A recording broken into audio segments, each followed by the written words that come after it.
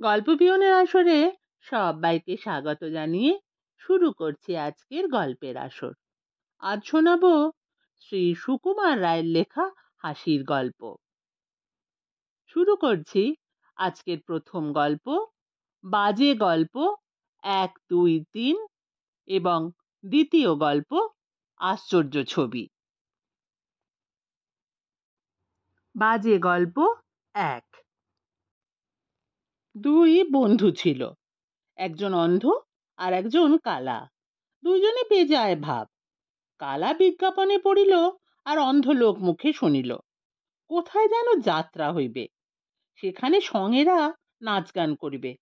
কালা বলিল, অন্ধ ভাই চলো যাত্রায় গিয়া দেখি। অন্ধ হাত নাড়িয়া গলা খেঁকাইয়া কালাকে বুঝাইয়া দিল, কালা ভাই চলো যাত্রায় নাচ গান শুনিয়া আসি। দুইজনে যাত্রার আসরে গিয়া বসিল। রাত দুপুর পর্যন্ত নাচ গান চলিল। তারপর অন্ধ বলিল, বন্ধু গান শুনিলে কেমন? কালা বলিল, আজকে তো নাচ দেখিলাম, গানটা বোধহয় কাল হইবে। অন্ধ ঘন ঘন মাথা নাড়িয়া বলিল, মূর্খ তুমি, আজ হইল গান, নৃত্যটাই বোধহয় কাল হইবে। কালা চলিয়া গেল। সে বলিল, চোখে দেখো না, তুমি নাচের মর্ম কি জানিবে? অন্ধ তাহার কানে আঙুল ঢুকাইয়া বলিল, কানে শোনো না, গানের তুমি কাঁচকলা বুঝিবে কি? কালা চিৎকার করিয়া বলিল, আজকে নাচ কালকে গান। অন্ধ গলা ঝাঁকড়াইয়া আর ঠ্যাং নাচাইয়া বলিল, আজকে গান কালকে নাচ। সেই হইতে দুইজনে ছাড়াছাড়ি। কালা বলে, অন্ধটা এমন জুয়া চোর, সে দিনকে রাত করিতে পারে। অন্ধ বলে, কালাটা যদি নিজের কথা শুনিতে পাইতো তবে বুঝিত সে কত বড় মিথ্যাবাদী। বাজে গল্প 2। কলকাতার সাহেব বাড়ি থেকে গোষ্ঠবাবুর ছবি এসেছে। বাড়িতে তাই হুলুস্থুল। চাকর, বামুন, ধোপা, নাপিত, দারোগা, পেয়াদা সবাই বলে, দৌড়ে চলো দৌড়ে চলো। যে আসে সেই বলে, কি চমৎকার ছবি, সাহেবের আঁকা। বুড়ো যে সরকার মশাই, তিনি বললেন, সবচাইতে সুন্দর হয়েছে বাবুর মুখের হাসিটুকু, ঠিক তারই মতন ঠান্ডা হাসি। শুনে সবাই অবাক হয়ে বললে, যা হোক, সাহেব হাসিটুকু ধরেছে খাসা। বাবুর যে বিষ্টু খুড়ো, তিনি বললেন, চোখ দুটো যা এঁকেছে, ওরই দাম 1000 টাকা। চোখ দেখলে গোষ্ঠর ঠাকুরদার কথা মনে পড়ে। শুনে 21 জন এক বাক্যে হ্যাঁ হ্যাঁ হ্যাঁ হ্যাঁ করে সায় দিয়ে উঠল। রেধো ধোপা তার কাপড়ের পোটলা নামিয়ে বলল, তোফা ছবি, কাপড়খানার ইস্ত্রি যেন রেধো ধোপার নিজের হাতে করা। নাপিত তার খুরের থলি দুলিয়ে বললে, আমি 19 বছর বাবুর চুল ছাঁটছি, আমি ওই চুলের কেতা দেখেই বুঝতে পারি একখানা ছবির মতন ছবি। আমি যখনই চুল ছাঁটি বাবু আয়না দেখে ওই রকম খুশি হন। বাবুর আহ্লাদে চাকর কেনারাম বললে, বলবো কি ভাই, এমন জলজ্যান্ত ছবি আমি তো ঘরে ঢুকেই এক পেন নাম ঠুকে চেয়ে দেখি, বাবু তো নয়, ছবি। সবাই বললে, তা ভুল হবারই কথা, আশ্চর্য ছবি যা হোক। তারপর সবাই মিলে ছবির নাক, মুখ, গোঁফ, দাড়ি সমস্ত জিনিসের খুব সূক্ষ্ম সূক্ষ্ম আলোচনা করে প্রমাণ করলেন যে সব বিষয়ে বাবুর সঙ্গে আশ্চর্য রকম মিলে যাচ্ছে। সাহেবের বাহাদুরি বটে। এমন সময় বাবু এসে ছবির পাশে দাঁড়ালেন। বাবু বললেন, একটা বড় ভুল হয়ে গেছে।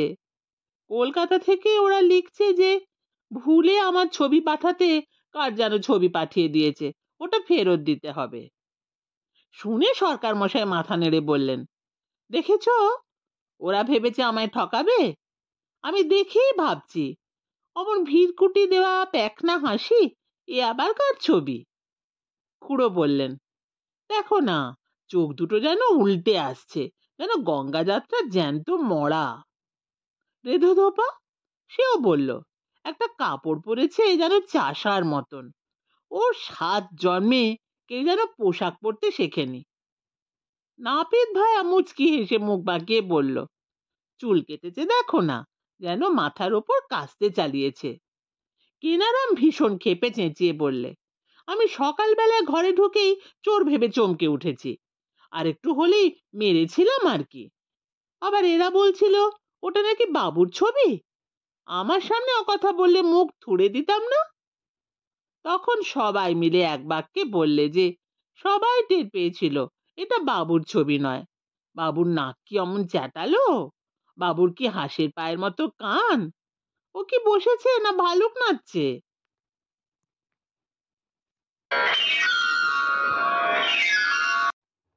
বাজে গল্প 3।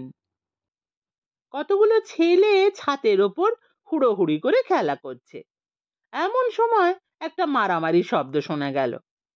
তারপরে হঠাৎ গোলমাল থেমে গিয়ে সবাই মিলে হারু পড়ে গেছে, হারু পড়ে গেছে বলে কাঁদতে কাঁদতে নিচে চলল। খানিক বাদে শুনি একতলা থেকে কান্নাকাটির শব্দ উঠছে। বাইরের ঘরে যদুর বাবা গণেশ বাবু ছিলেন। তিনি ব্যস্ত হয়ে জিজ্ঞাসা করলেন, কি হয়েছে? শুনতে পেলেন ছেলেরা কাঁদছে, হারু পড়ে গিয়েছে। বাবু তখন দৌড়ে গেলেন ডাক্তার ডাকতে।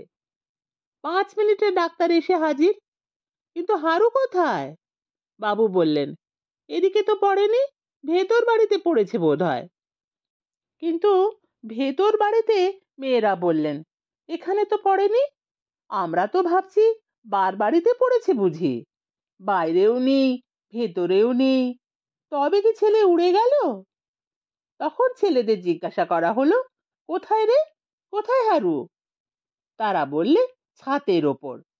সেখানে গিয়ে তারা দেখে হারুবাবু অভিমান করে বসে বসে কাঁদছেন। হারু খুব আদুরে ছেলে। মারামারিতে সে পড়ে গেছে দেখে আর সকলে মার খাবার ভয়ে সেখান থেকে চম্পট দিয়েছে। হারু পড়ে গেছে বলে যে এত কান্না, তার অর্থ সকলকে জানানো হচ্ছে যে হারুকে আমরা ফেলে দিইনি, সে পড়ে গেছে বলে আমাদের ভয়ানক কষ্ট হচ্ছে।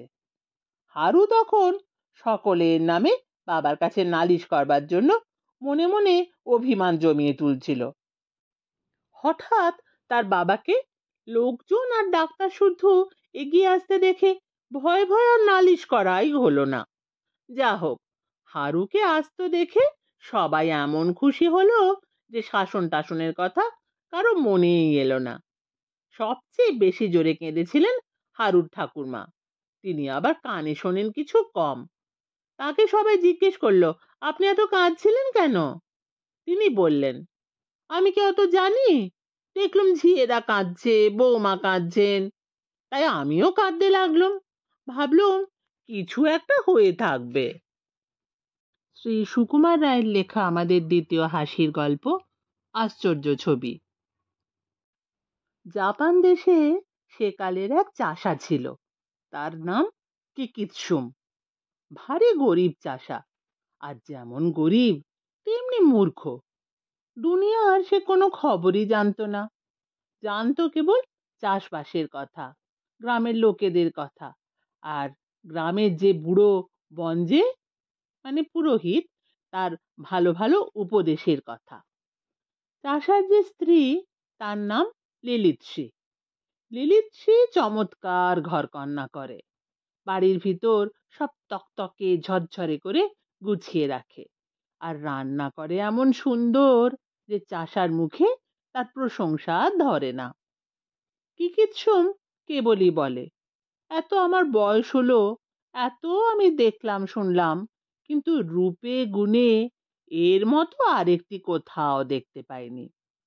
লিলিৎসি সে কথা যত শোনে ততই খুশি হয়। একদিন হয়েছে কি, কোথাকার এক শহুরে বড় মানুষ এসেছেন গ্রাম দেখতে। তার সঙ্গে ছিল তার ছোট্ট মেয়েটি, আর মেয়েটির ছিল একটি ছোট্ট আয়না। রাস্তায় চলতে চলতে সেই আয়নাটা সেই মেয়ের হাত থেকে কখন পড়ে গেছে, কেউ তা দেখতে পায়নি। কিকিৎসুম যখন চাষ করে বাড়ি ফিরছে, তখন সে দেখতে পেল রাস্তার ধারে ঘাসের মধ্যে কি একটা চকচক করছে। সে তুলে দেখলো একটা অদ্ভুত চ্যাপ্টা চৌকোনা জিনিস।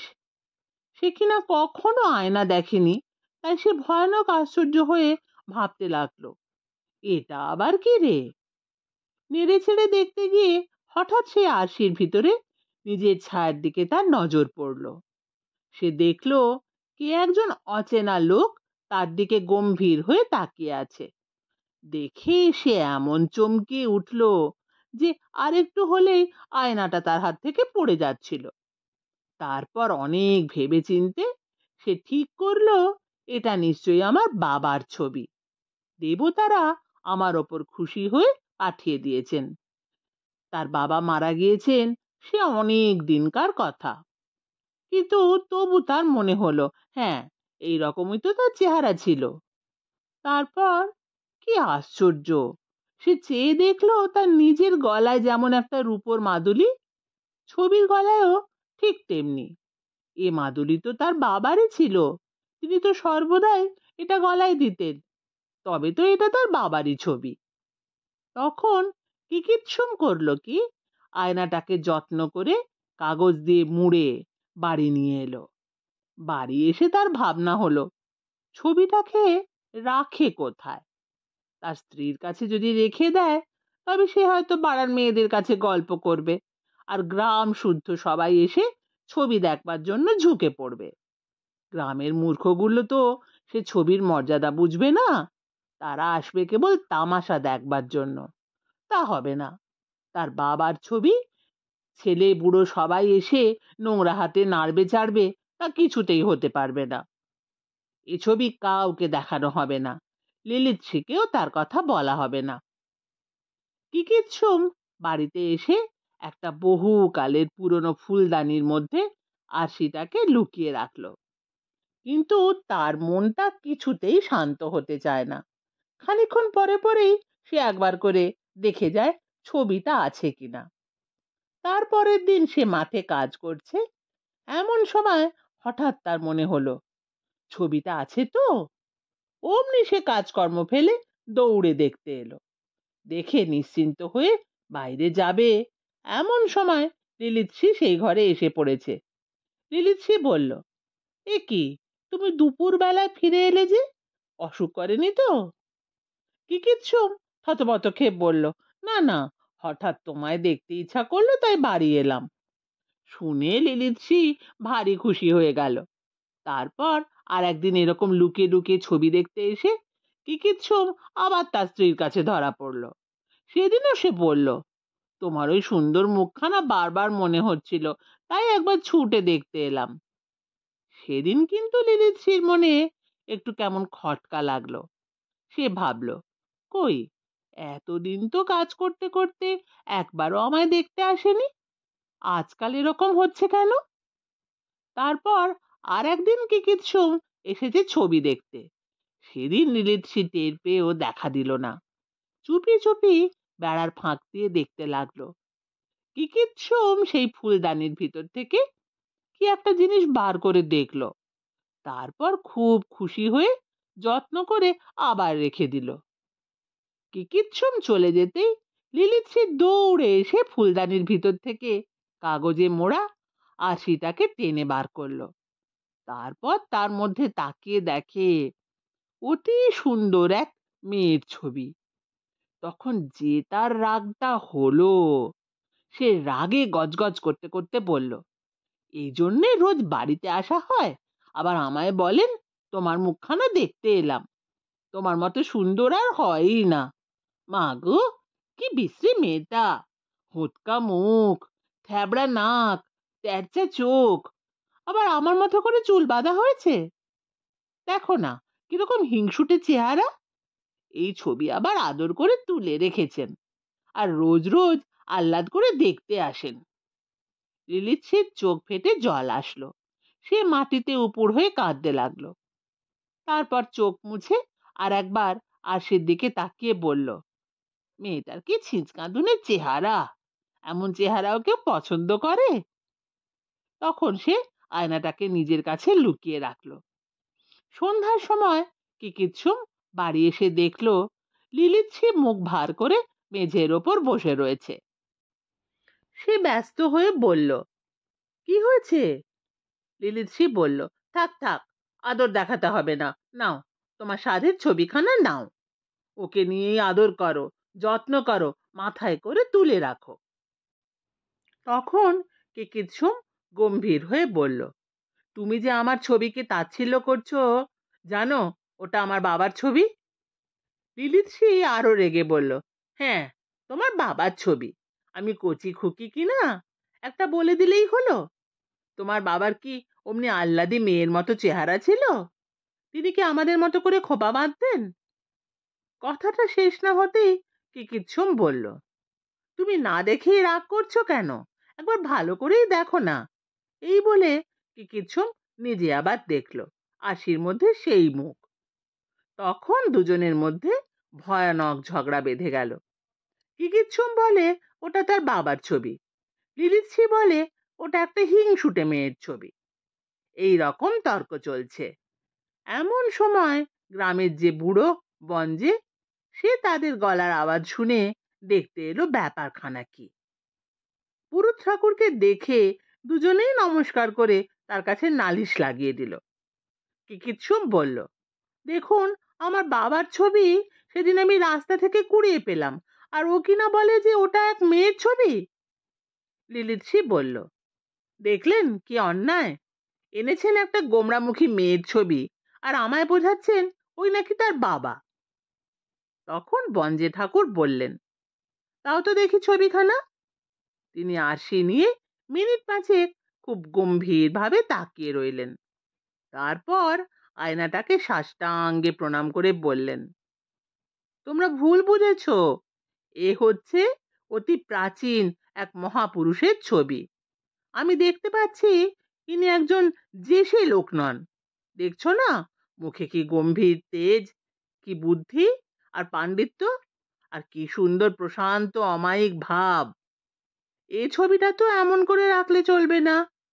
বড় মন্দির গড়ে তার মধ্যে পাথরের বেদি বানিয়ে তার মধ্যে ছবিখানাকে রাখতে হবে, আর ফুল চন্দন ধূপ ধুনা দিয়ে তার সম্মান করতে হবে। এই বলে বঞ্জে ঠাকুর আরশি নিয়ে চলে গেলেন। আর কিকিচ্ছুম আর লিলিচ্ছি ঝগড়া টগড়া ভুলে খুশি হয়ে খেতে বসলো। শুনছিলেন শ্রী সুকুমার রায়ের লেখা হাসির গল্প বাজে গল্প 1, 2, 3 এবং আশ্চর্য ছবি। গল্পগুলি কেমন লাগলো কমেন্ট করে জানাবেন। ফিরে আসছি আবার কোনো নতুন গল্প নিয়ে।